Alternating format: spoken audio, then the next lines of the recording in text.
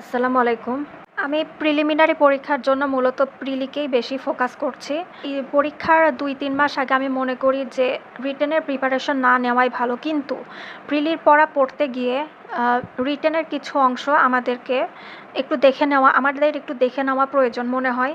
তো সেটাই নিয়েই আমি আমার সিলেবাস কীভাবে গুছিয়েছি সেটা নিয়ে আমি ছোটোখাটো ব্লগ শেয়ার করব। আর যদি নতুন হয়ে থাকেন আমার চ্যানেলটা সাবস্ক্রাইব করবেন আর অবশ্যই একটি লাইক দিবেন। আর যদি ভিডিওটি ভালো না লাগে তাহলে স্কিপ করবেন। ধন্যবাদ।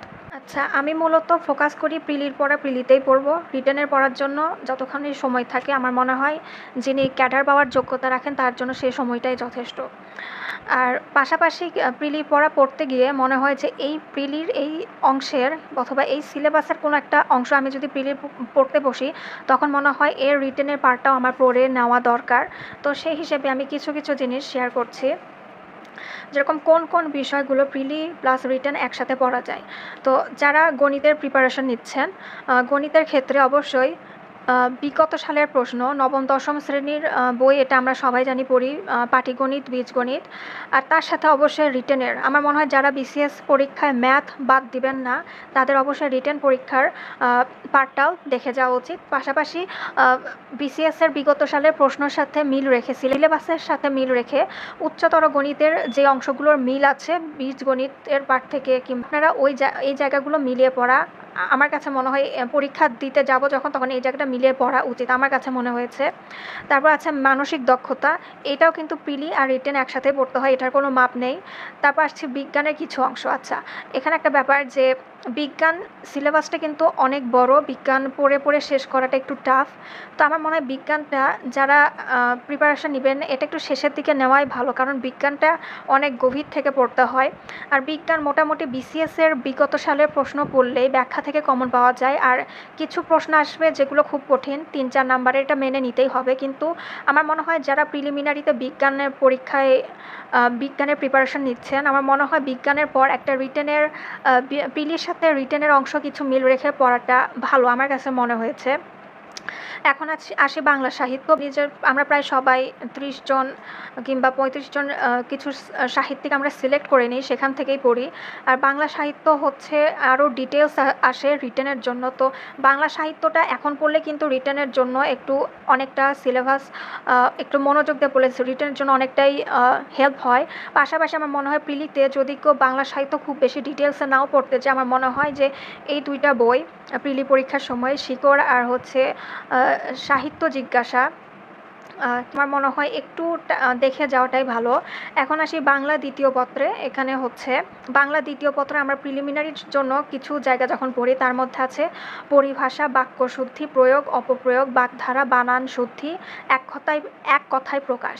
এই কয়েকটা আমার মনে হয় যে প্রিলিমিনারির পরীক্ষা বিগত সালের প্রশ্ন প্লাস রিটেনের সিলেবাসের সাথে পরীক্ষায় নিয়মিত আসে, সেটার সাথে মিল রেখে একটা রিটেনের যা এসেছে, রিটেন পরীক্ষায় যেগুলো এসেছে সেগুলো আমার মনে হয় একটু দেখে যাওয়াটা বেটার। আর সংবিধান তো প্রিলি রিটেন দুইটাতেই লাগবে।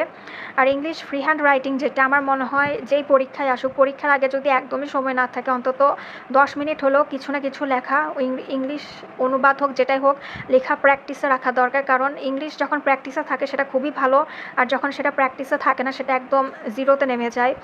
আর এখানে যে আছে ভোকাবুলারি, এখানে একটু আসি যে আমি বলতে গেলে ভোকাবুলারি প্রিপারেশন অনেকটা না নেওয়ার মতোই, কিন্তু তারপরও ভোকাবুলারি জানা দরকার, যার কারণে আমি পত্রিকা পড়ি ডেইলি স্টার ইংলিশে।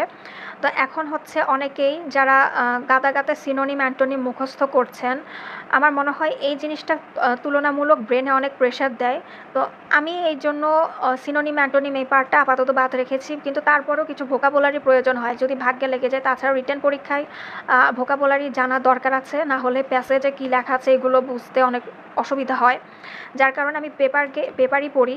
আর পাশাপাশি অনেকে আছেন যারা বলেন যে বিগত সালের ভোকাবুলারি থেকে বিগত সাল থেকেই দেখা যায় যে আসে, কিন্তু কথা আছে এটা যদি আমি একটা রিটেন বেসড প্রিপারেশন নিতে যাই তাহলে কিছু ব্যাপার আছে। যেরকম ভোকাবুলারি আমি বিগত সালের বিসিএসে যেগুলো আছে সেগুলো পড়েছি, কিন্তু দেখা যাচ্ছে যে মানুষ 1000-2000 ভোকাবুলারি বিগত সালের প্রশ্ন থেকে অন্যান্য চাকরি পরীক্ষা যা আসছে সেগুলো পড়ছে। কিন্তু আমি যতদূর জানি যে আপনারা যদি দেখেন বিসিএসে রিটেন পার্টটা যদি আমরা দেখি ভোকাবুলারির জন্য, যে আমরা যে সালের ভোকাবুলারিগুলো পড়ি সেখান থেকে কিন্তু রিটেনের ভোকাবুলারিগুলো আলাদা। কারণ রিটেনের ভোকাবুলারিগুলো দেখবেন যে প্যাসেজে যেগুলো থাকে কনটেক্সচুয়াল পার্ট থেকেই কিন্তু দেখা যায় যে ওখানকার যে ভোকাবুলারি ওয়ার্ড এগুলো থাকে সেগুলো প্যাসেজ থেকে দেওয়া। এগুলো কিন্তু পেছনে সাল থেকে 2000 ওয়ার্ড মুখস্থ করলাম এখান থেকে আসলে হয় না। তো আমি আসলে এটাই সিদ্ধান্ত নিয়েছি যে আর প্যাসেজ থেকে যেই ওয়ার্ডগুলো আসে দেখা যায় যে এগুলা হুট করে মাথায় আসে না যে এটার সিনোনিম কি, ওটার অ্যান্টোনিম কি। তো আমার কাছে মনে হয় যে আমি নিজের জন্য যেটা প্রিফার করি সেটা হচ্ছে পেপার পড়ে যতটুকু ভোকাবুলারি মাথায় কালেক্ট করে রাখা যায় অতখানি পড়বো, এর চেয়ে বেশি পড়লে মাথায় চাপ পড়ে। আর বাংলাদেশ বিষয়াবলী, আচ্ছা বাংলাদেশ বিষয়াবলীর জন্য আমরা ডিটেলসে অনেক রকমের বই পড়ি। এইচএসসির একটা বই আছে পৌরনীতি ও নৈতিকতা সুশাসন, এই বইয়ের একটা সেকেন্ড পার্ট সম্ভবত যে বইটা, এটা আমরা পড়ি বাংলাদেশ বিষয়াবলীর জন্য, বিশেষ করে মুক্তিযুদ্ধ পার্টের জন্য। এই বইটা আসলে খুবই দরকার।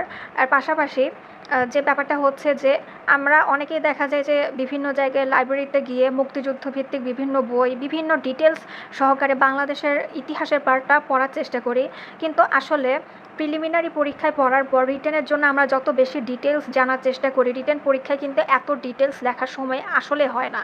তো আমার মনে হয় যে অতিরিক্ত বেশি ডিটেলস জানতে গেলেও না আসলে ওটা পরীক্ষার খাতায় অত অল্প সময়ের মধ্যে এত ডিটেলস আসলে দেওয়া যায় না। মনে হয় যে যদি কেউ প্রিলির সাথে রিটেনের মিল রেখে প্রিপারেশন নিতে চান, আমার মনে হয় গাণিতিক যুক্তি, মানসিক দক্ষতা, বিজ্ঞান আর ইংলিশ আর বাংলা ব্যাকরণের কিছু পার্ট একটা প্রিলির সিলেবাসের সাথে এইগুলোকে মিল রেখে আমার মনে হয় দুইটার একটা কম্বাইন্ড প্রিপারেশন নেওয়া যেতে পারে। আর এটাই ছিল আমার ভিডিওটি। যদি ভালো লাগে একটি লাইক দিবেন এবং আমার চ্যানেলটি সাবস্ক্রাইব করবেন। ধন্যবাদ।